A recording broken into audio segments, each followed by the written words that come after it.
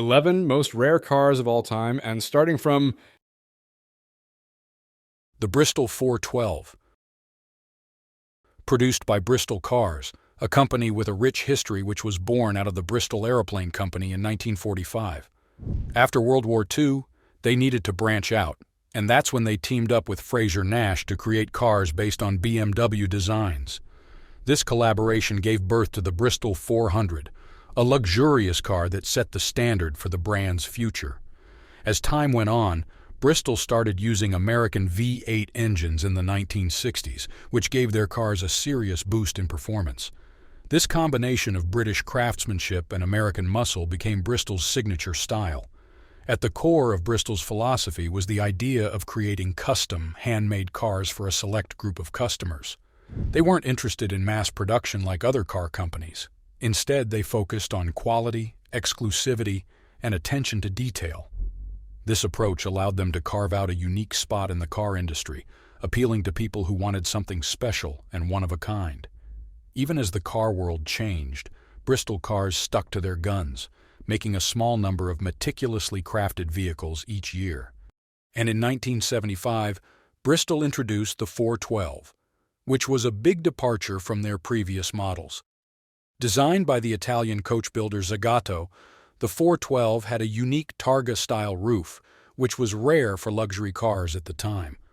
This meant you could take off the roof panel and store it in the trunk, giving you the best of both worlds, open-air driving and the sturdiness of a closed coupe. The first versions of the 412 had a big 6,556 cc Chrysler B-Series V8 engine under the hood, which gave it some serious get-up-and-go. But in 1977, they downsized the engine to a 5,899 cc V8 to make it more fuel-efficient and lighter, which also meant they had to tweak the front suspension. Inside, the 412 was all about luxury. It had leather seats, wood-grain dashboards, and top-notch heating and cooling systems designed by the same engineers who worked on the Concorde. The suspension was set up for a smooth, comfortable ride rather than sporty handling. All these features made the 412 a great car for long road trips in style and comfort. But the 412's unique look wasn't for everyone, which made it rare and highly collectible. And speaking of rare, only 98 Bristol 412s were made over 18 years. Each one was custom-built to the buyer's exact specifications, so no two were alike. This level of customization, combined with the low production numbers, makes the 412 a hot commodity among collectors. Many of these cars have been lovingly maintained or restored to their original glory, which only adds to their value.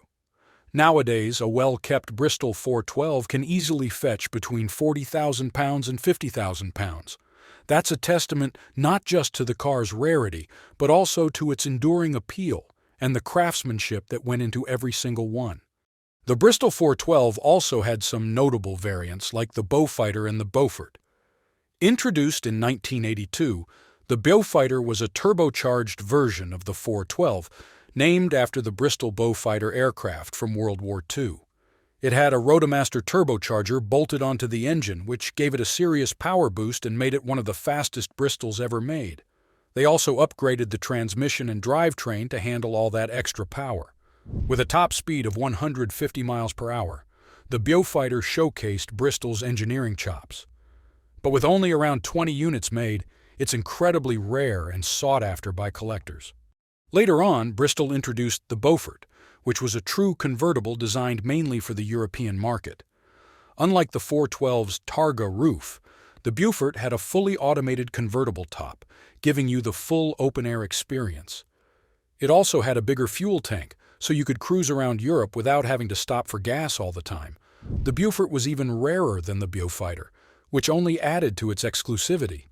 These variants show how Bristol was always innovating and adapting their designs while staying true to their core values of luxury and exclusivity.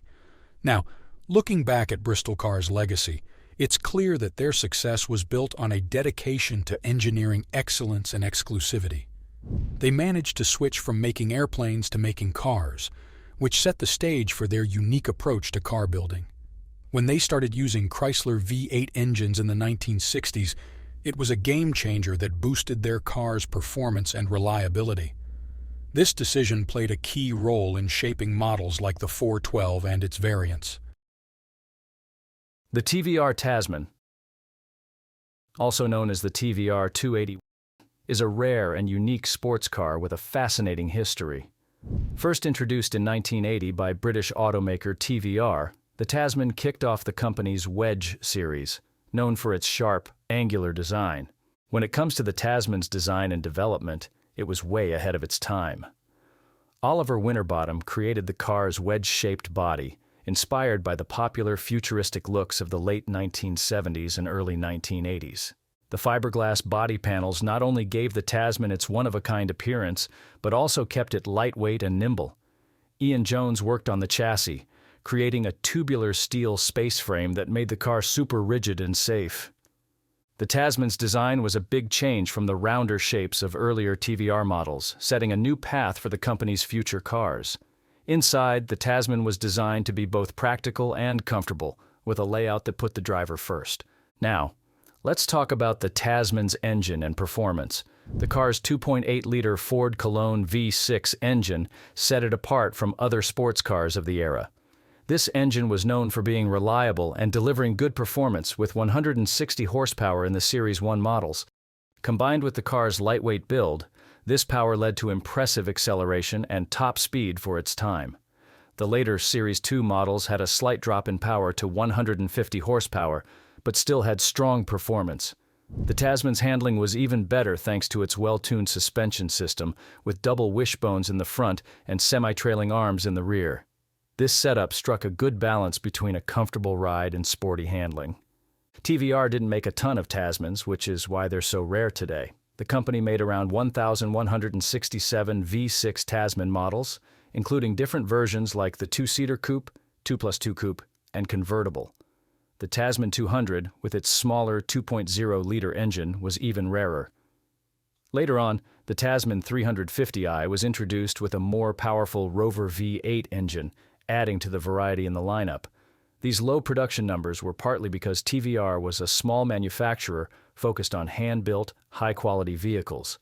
The limited production also means each Tasman has its own unique story and character, making it even more appealing to collectors. The Tasman's rarity is also affected by its short time in the U.S. market. TVR came back to the U.S. in the early 1980s after a break, but several problems led to them pulling out by 1987. One big issue was the huge increase in liability insurance costs, which went from $160,000 to over $1 million. There were also problems with the distribution network and warranty claims, making it hard for TVR to keep going in the U.S. Because of this, only a small number of Tasmans were ever brought to the United States.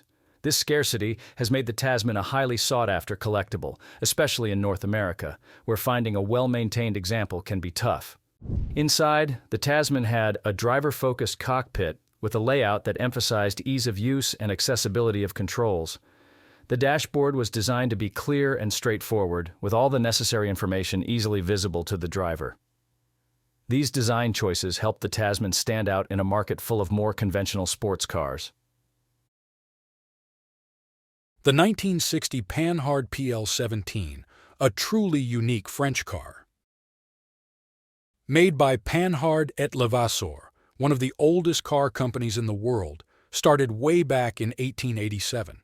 They were known for being innovative, like when they came up with the Système Panhard in the late 1800s, which set the standard for how we design cars today with the engine in the front and rear-wheel drive. Fast forward to 1954, and they introduced the Dyna Z, a super lightweight car with a body made from a special aluminum-magnesium alloy. It was designed by Louis Bionier and had a really futuristic look. The only problem was that aluminum got too expensive. So by 1955, Panhard had to switch to steel, which made the car heavier and more costly to make. This put a big financial strain on the company, and Citroën ended up buying a 25% stake in Panhard, which they later turned into full ownership by 1965. In 1959, Panhard launched the PL17 as an evolution of the Dyna Z. It kept the sleek design but used steel bodies to save money. The PL17's design was all about being aerodynamic and practical. They did a bunch of wind tunnel testing to get the shape just right, and it paid off with a really low drag coefficient of 0.26, which was incredible for the time. This not only made the car more fuel efficient, but also gave it better stability and performance at high speeds. Under the hood, you'd find an 848cc flat-twin engine, which was an upgraded version of the one in the Dyna Z. Even though it was small, this air-cooled boxer engine was cleverly designed and could put out up to 50 horsepower in the Tigra version. Plus, the engine's low center of gravity helped make the car more agile and fun to drive. The PL17 could hit a top speed of 90 miles per hour, making it one of the quickest small cars back then. Inside, the PL17 was roomy and practical, with space for 6 people. The flat floor and bench seats made the most of the interior space, which was a big plus for a compact car. The dashboard had a cool, futuristic style, with a big binnacle that held all the important controls and gauges. And if you needed extra room for luggage, you could just remove the rear bench seat. But even with all these great features, the PL17 had some tough challenges that led to its decline. For one, its unconventional design appealed to car enthusiasts, but didn't click with the average consumer. Many people preferred more traditional cars from other brands. Plus, using both aluminum and steel in the construction made it expensive and tricky to maintain. As aluminum got pricier, switching to steel made the car heavier and less efficient, which also drove up production costs and made it harder for Panhard to keep their prices competitive. To make matters worse, Panhard was a small, independent car maker in an industry that was quickly consolidating. The partnership with Citroën helped at first by giving them access to a bigger distribution network and financial support, but eventually Citroën took full control and discontinued the PL17 along with other Panhard models. One of PL17's achievement was its win at the 1961 Monte Carlo Rally added to its legacy and made it even more desirable to collectors. But its rarity also comes from the fact that it's not very well known, and it can be challenging to maintain such a unique vehicle. Spare parts are hard to find, and you need specialized knowledge to service these cars, which limits the number of well-kept examples out there. The Toyota 2000 GT from 1967 is an incredible car that holds a special place in automotive history. It's famous for its stunning looks, impressive engineering, and the fact that they only made 351 of them, which makes it super rare. Here's the story behind this amazing machine. Back in the early 1960s, Toyota wanted to step up their game and build a high-performance sports car that could go toe-to-toe with the best from Europe and America, like the Jaguar E-Type and the Porsche 911. They teamed up with Yamaha, who knew a thing or two about making fast engines, and together they created the 2000 GT. When they unveiled the car at the Tokyo Motor Show in 1965, it was love at first sight. The 2000 GT had a long, sleek body with a low profile and a fastback roof that made it look like it was going 1,000,000 miles an hour just standing still. It was a total game changer for Japanese cars, which were known for being practical but kind of boring up until then. Under the hood, the 2000 GT packed a 2.0-liter inline-six engine that Yamaha had worked their magic on. It could crank out 150 horsepower, which might not sound like much today, but back then it was pretty impressive. Paired with a 5-speed manual transmission, this car could hit a top speed of over 135 miles per hour. It also had a sweet suspension setup with double wishbones and coil springs on all 4 corners, plus rack and pinion steering that made it handle like a dream.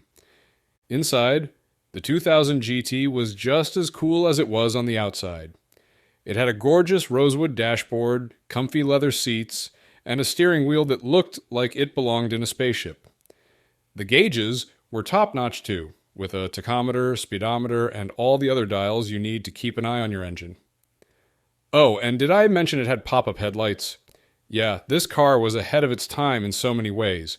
So why did Toyota go through all the trouble of making the 2000 GT?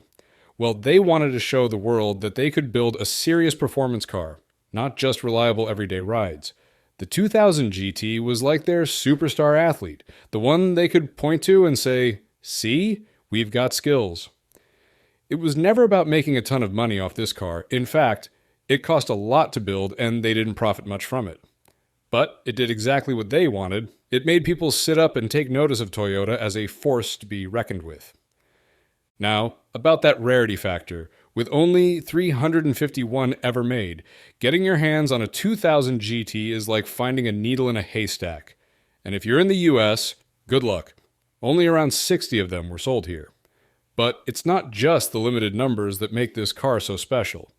It's also the fact that it was packed with cutting-edge technology for its time, like disc brakes on all four wheels and that sweet independent suspension I mentioned earlier.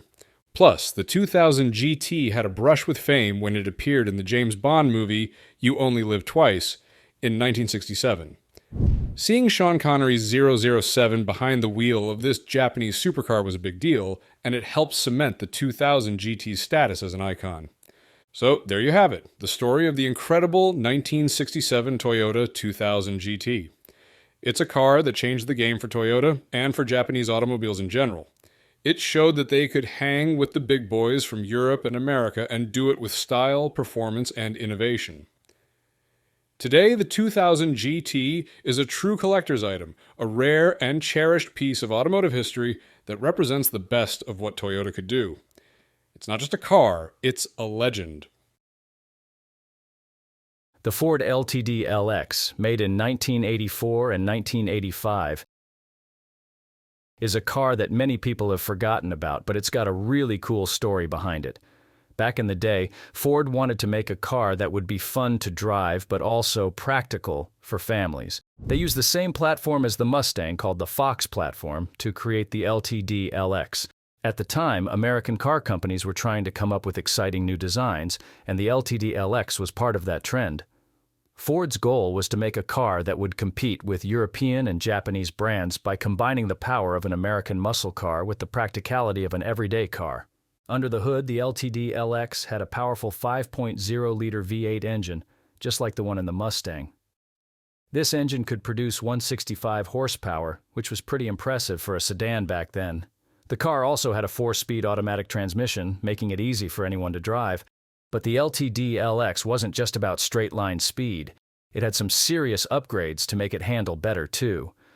The suspension was improved with sway bars and better shocks, and the brakes were bigger for better stopping power.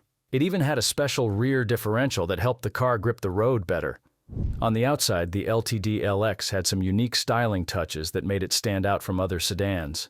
It had black trim and red stripes on the body, giving it a sporty look. Inside, the car had a tachometer and other gauges that you'd normally find in a sports car, not a family sedan. Ford didn't make a ton of these cars, though. Over the 2 years it was in production, they only built about 3,260 of them. This was partly because the LTD LX was aimed at a pretty specific group of buyers who wanted a high-performance sedan. It was also more expensive than other LTD models, which probably limited its appeal. Another reason why the LTD LX is often forgotten is that Ford started focusing on newer models like the Taurus, which had more modern features and styling. The Taurus ended up being a huge success for Ford, and it kind of overshadowed older models like the LTD LX. Even though not many people remember the LTD LX today, it's still an important part of Ford's history. It shows that the company was willing to try out different ideas and push the limits of what a family car could be. The LTD LX proved that the Fox platform was versatile enough to be used for all kinds of vehicles, not just sports cars like the Mustang. For car enthusiasts who know their stuff, the LTD LX is a symbol of a time when American car companies were taking risks and trying new things. It may not have been a huge sales success, but it represents a cool moment in automotive history when practicality and performance were combined in a unique way. So, even though the Ford LTD LX may be a forgotten car today, it's got a fascinating backstory that makes it worth remembering. It's a rare machine that shows what can happen when a car company decides to think outside the box and try something different. The Marcos Mantis M70 is a truly unique and rare car with an interesting history. Let's take a closer look at why this car was created, what makes it so special, and why it's so hard to find today. First, let's talk about how the Mantis M70 came to be. Marcos Engineering, founded by Jem Marsh and Frank Costin in the late 1950s, was known for making cars with wooden chassis. But by the time they started working on the Mantis M70, they had switched to using a steel tubular frame instead. This was part of their plan to make cars that would appeal to more people. When Marcos unveiled the Mantis M70 at the 1970 London Motor Show, it was a big deal. This car was different from their usual two-seater sports cars because it had 4 seats. Marcos wanted to create a car that could be used for everyday driving, but also be taken out for a fun weekend drive. The Mantis M70's long, low profile and eye-catching style were meant to get people's attention at the show. One of the smart choices Marcos made when building the Mantis M70 was using the engine from the Triumph TR6. This engine was known for being reliable and powerful, which helped make sure the car would perform well. Even with all their hard work, the Mantis M70 had a tough time finding buyers.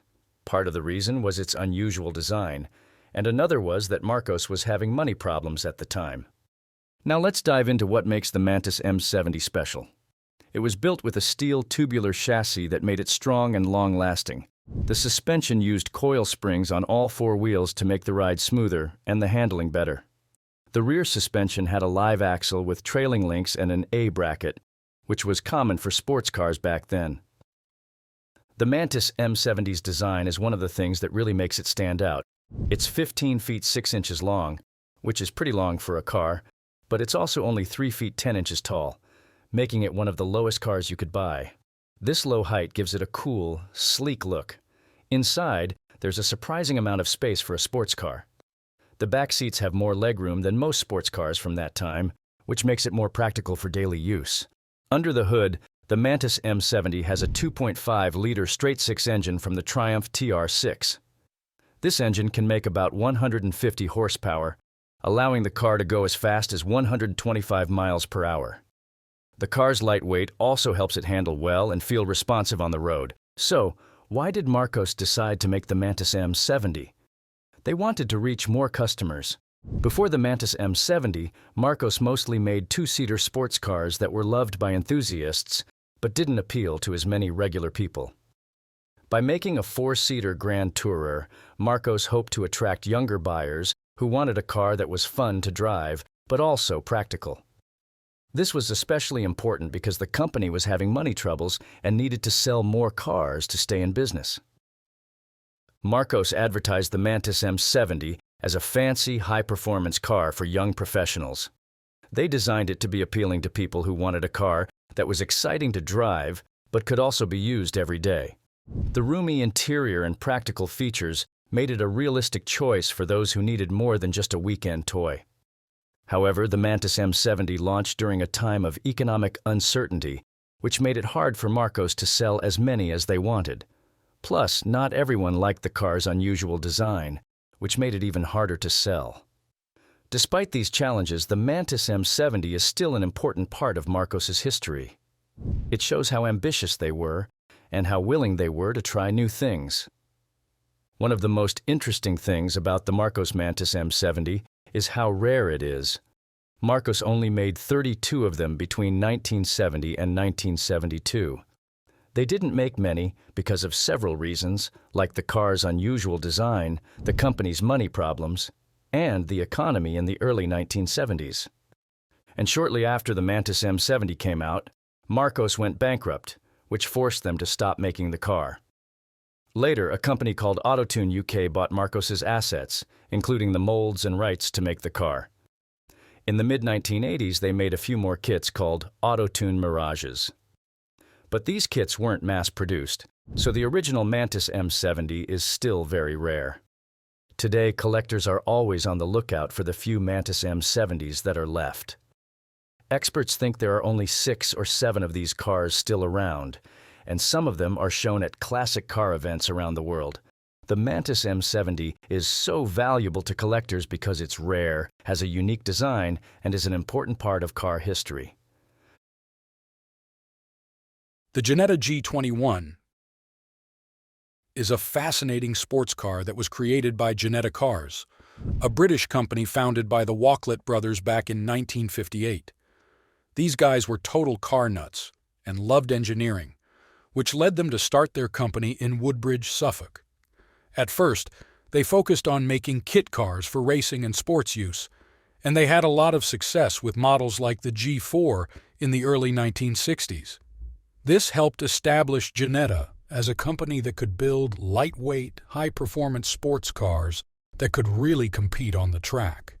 But by the late 1960s, things were changing in the car world. People weren't just looking for raw performance anymore. They also wanted cars that were comfortable and could be used for everyday driving. Ginetta saw this trend and decided to expand their lineup beyond the basic kit cars and racing machines they were known for. That's how the G21 was born. It was supposed to be a fully built, road-going sports car that could take on the big brands while still keeping Ginetta's signature lightweight, performance-focused style. The G21 was a big step forward for Ginetta in terms of design and engineering. Unlike their earlier models, it had a front-engine, rear-wheel drive layout, which was different from the rear-engine setup used in the G15. The chassis was a tubular steel space frame, which was strong but still lightweight. On top of that, they used a fiberglass body, which was a pretty innovative choice at the time.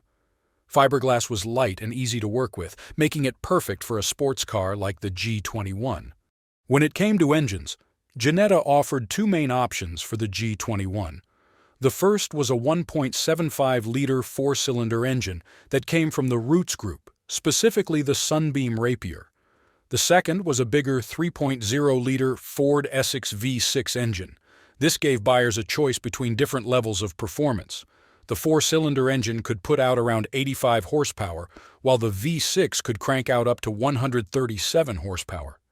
This made the G21 pretty competitive in terms of speed and acceleration. One of the coolest features of the G21 was its all-independent suspension system. This was pretty advanced stuff for the time, and it gave the car amazing handling. The independent suspension, combined with the lightweight build, made the G21 a blast to drive. It was agile and comfortable at the same time, which was a big deal for a sports car back then. Inside, the G21 was a lot more comfortable than Ginetta's earlier models. It had a nice interior with comfy seats for two people, and you could even get a 2+2 setup if you wanted. Unlike the bare-bones interiors of older Ginettas, the G21 came with some extras to make driving more enjoyable. This included a radio, which was a big deal considering that a lot of sports cars at the time were all about performance and didn't bother with creature comforts. Even though the Janetta G21 had a lot going for it, the car faced some challenges that limited how many were made. Between 1970 and 1974, only about 80 units were built. A big reason for this was the 1973 oil crisis.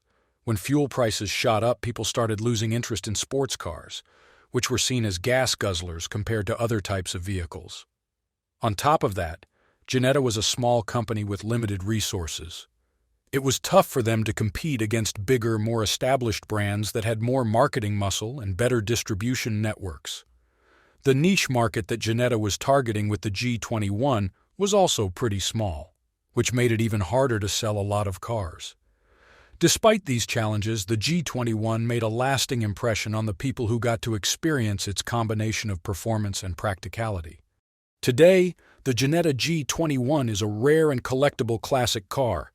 Because of its limited production run and the fact that many of the original units haven't survived in good condition, it's pretty hard to find. Enthusiasts and collectors value the G21 for its unique combination of performance, engineering, and design. Well-preserved examples are highly sought after and can fetch a pretty penny in the classic car market. The G21's legacy is also important in the story of Ginetta's history. It represents a key moment in the company's evolution from a maker of kit cars to a manufacturer of fully built sports cars. The lessons learned from the G21's development and production influenced later Ginetta models and helped shape the direction the company would take in the future. Even though it was only made for a short time, the G21 is still a shining example of Ginetta's ability to innovate and compete in the tough sports car market. The Triumph Acclaim, a car made by British Leyland, and we'll call that BL for short. They produced the Acclaim from 1981 to 1984. and it was the last car to have the Triumph name and the first important product to come from BL working with Honda. This team-up was a big change in how BL made cars, bringing together Japanese engineering and British manufacturing. In the late 1970s, British Leyland was having a tough time. The company was losing money, dealing with strikes, and had a bad reputation for making unreliable cars. To fix these problems, BL needed a new plan. They decided to partner with Honda, a company known for being innovative and making high-quality cars. Sir Fred Warner, a former British ambassador to Japan, and Michael Edwards, the head of BL, helped make this happen. By the end of 1979, BL and Honda had a deal. This was a big deal because it was one of the first times a British and a Japanese car company worked together. Honda was seen as a company that thought ahead and made great cars. BL hoped that by working with Honda, they could make their own cars better and more reliable. The car they made together was the Triumph Acclaim, which was based on the Honda Ballad. Inside BL, this project was called Project Bounty. The goal was to make a car that was as reliable as a Japanese car but had the style and comfort of a British car. Using the Honda Ballad as the starting point for the Acclaim was a smart move. The Ballad was a small car that was known for being dependable and good on gas. These were important selling points in the early 1980s when the economy was tough. BL's engineers worked closely with Honda's team to make the Ballad work well for the European market. They made sure it matched what people in Europe liked and expected. The end result was a car that brought together the best of both British and Japanese car making. The Triumph Acclaim was designed to be a practical and reliable family car. It was small, which made it easy to drive in cities. It also had front-wheel drive, which made it handle well and feel stable on the road. The heart of the Acclaim was a 1.3-liter engine that came from Honda. This engine was known for running smoothly and not using too much fuel.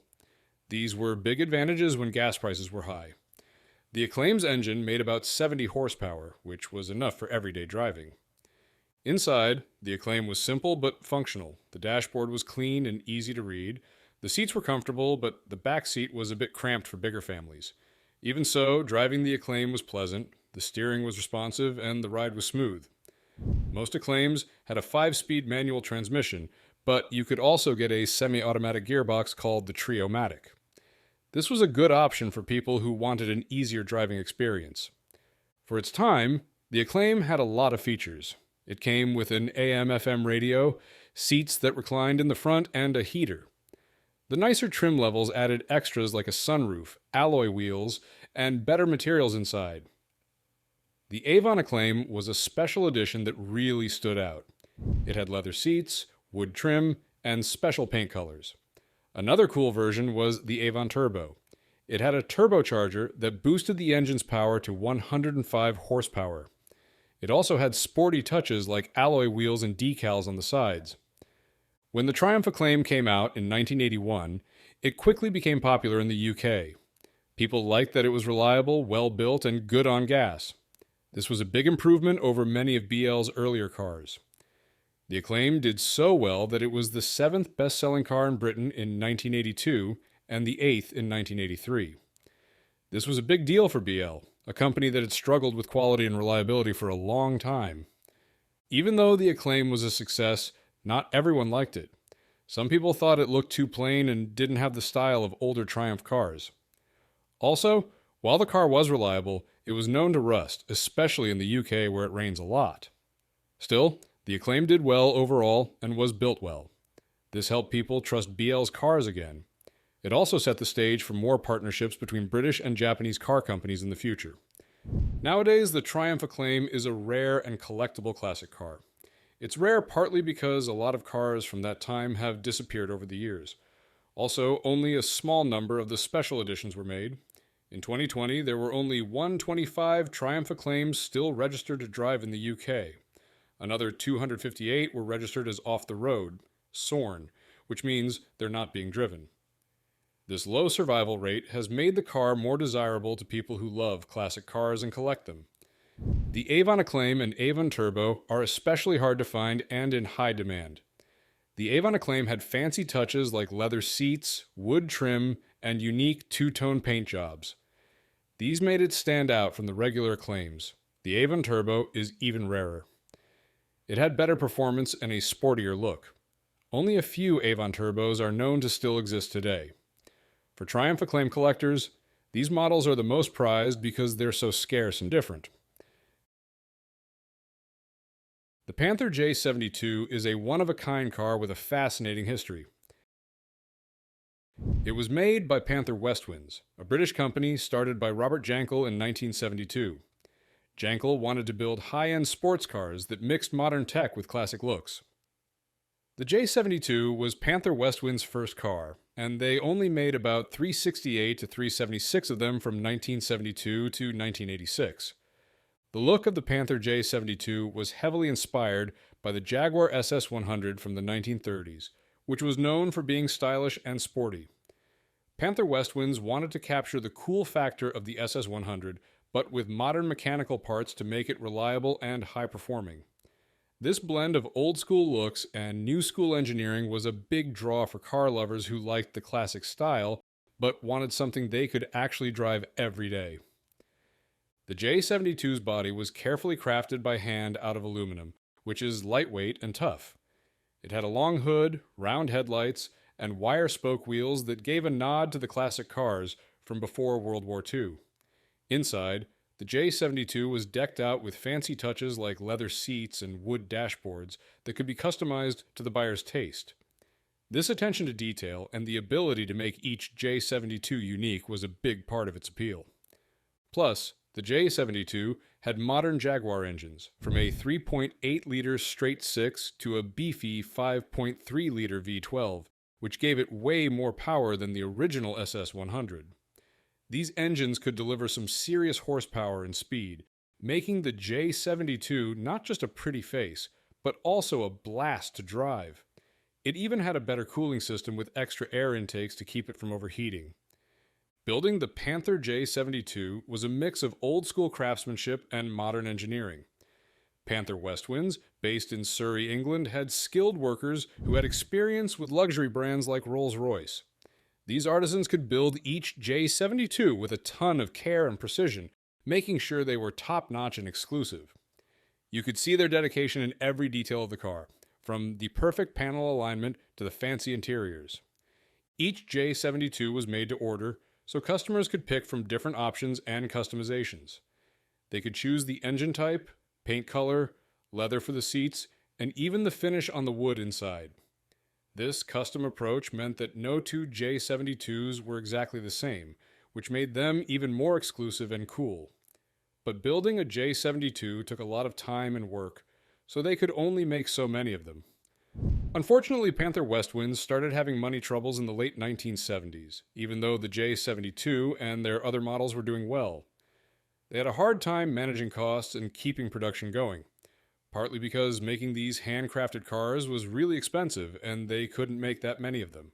In 1980, Jankel had to sell the company to Young Chol Kim from Jindo Industries, who kept making cars but ran into the same problems keeping the company afloat.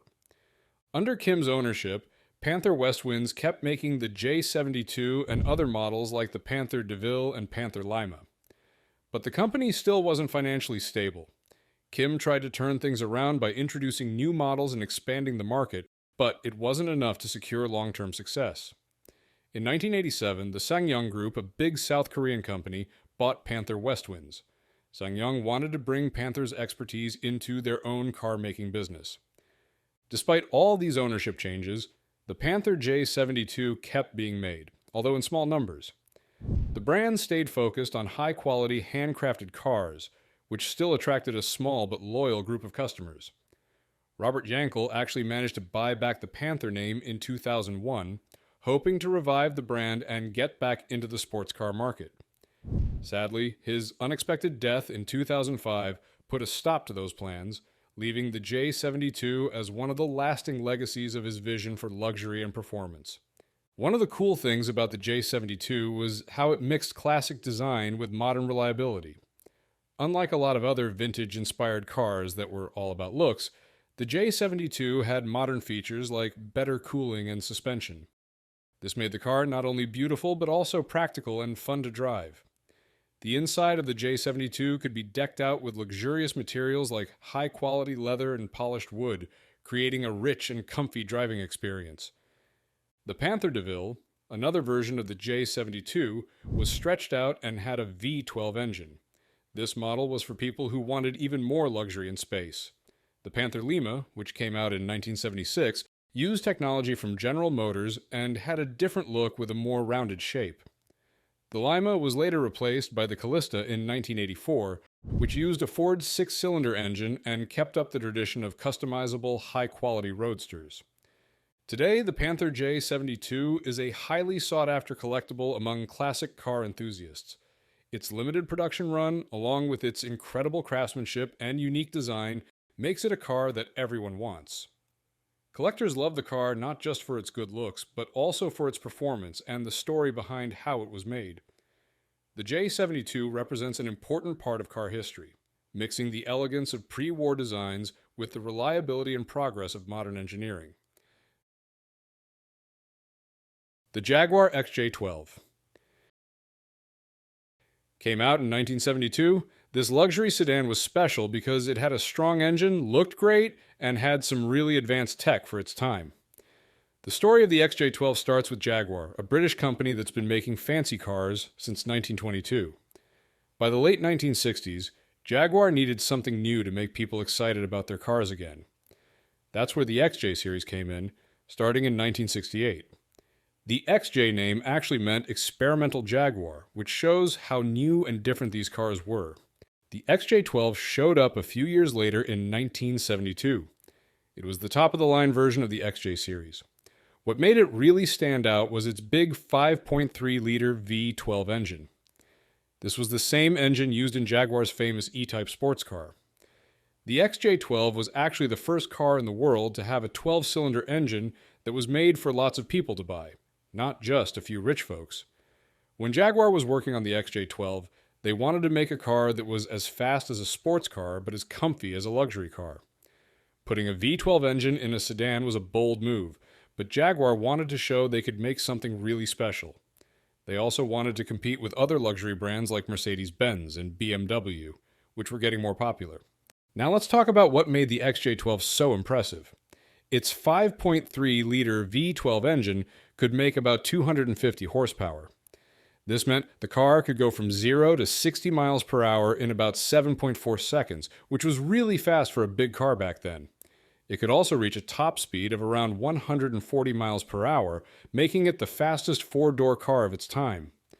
The XJ12 usually came with a 3-speed automatic transmission made by BorgWarner. Some models had a manual transmission, but these were pretty rare. The car's suspension system, which it borrowed from the E-Type, made it handle really well and feel smooth on the road. This made the XJ12 fun to drive on highways and twisty roads alike. The car also had some other advanced features for its time. It had power steering, which made it easier to turn the wheel. It also had disc brakes on all 4 wheels, which helped it stop better. The rear suspension was independent, which means each rear wheel could move up and down on its own, making the ride smoother. The XJ12 looked sleek and classy. It had a long body, a special-looking grille, and shiny chrome parts. Inside, it was super fancy with leather seats and wood trim. Even though it could go fast, it was designed to be quiet and comfortable for long drives. One interesting thing about some XJ12s was that they didn't have side mirrors.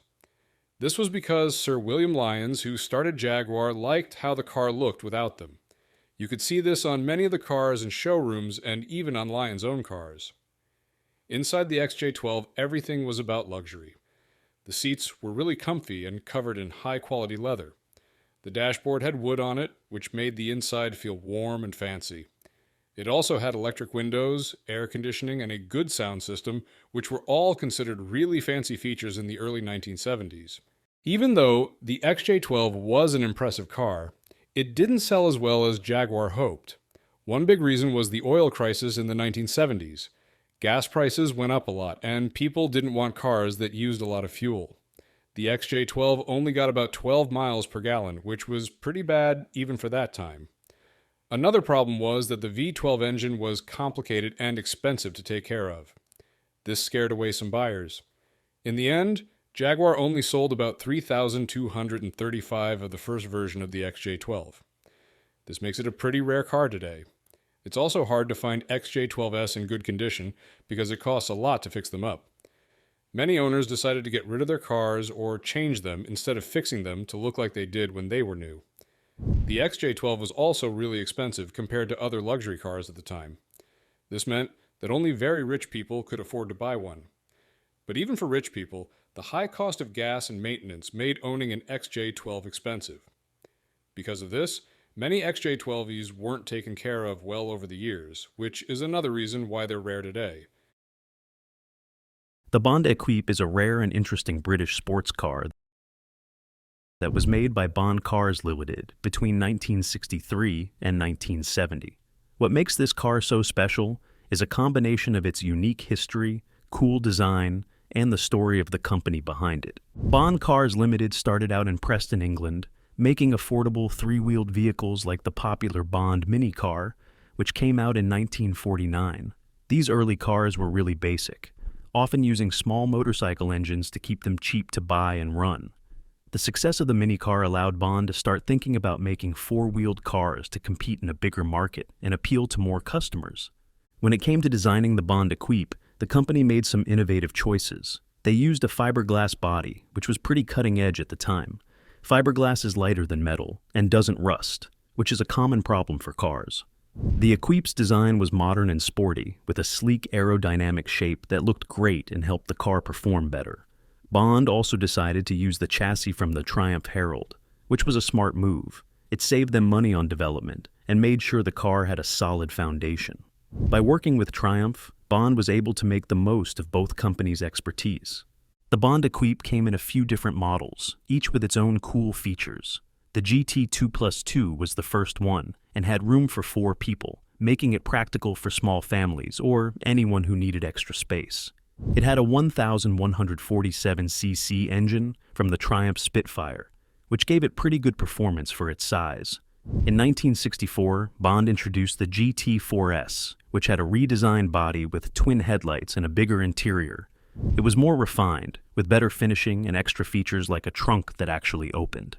The GT4S 1300, which came out in 1967, had an even more powerful 1,296cc engine. But the top-of-the-line model was the 2-liter, with a big 1,998cc six-cylinder engine. You could get it as either a coupe or a convertible. So, why is the Bond Equipe so rare? Well, for starters, they only made 4,389 of them between 1963 and 1970. That's not a lot of cars. When Reliant bought Bond Cars Limited in 1969, they decided to stop making the Equipe in 1970, which meant no more new ones were produced. The fiberglass body was both a good and a bad thing. It made the car lighter and less likely to rust, but it also made repairs trickier. You need special skills to fix fiberglass properly. Because of this, there aren't as many Bond Equipes still around today, which makes them really rare and desirable for collectors. Driving a Bond Equipe is a really unique experience. The lightweight fiberglass body and Triumph mechanical parts make it nimble and responsive, so it's a lot of fun to drive. The suspension from the Triumph Herald makes for a comfortable ride, and the engines have enough power to keep things interesting. But keeping a Bond Equipe in good shape can be a challenge because of the special fiberglass body. You need specific skills and materials to repair it, which can be hard to find. People who own these cars take a lot of pride in restoring and maintaining them,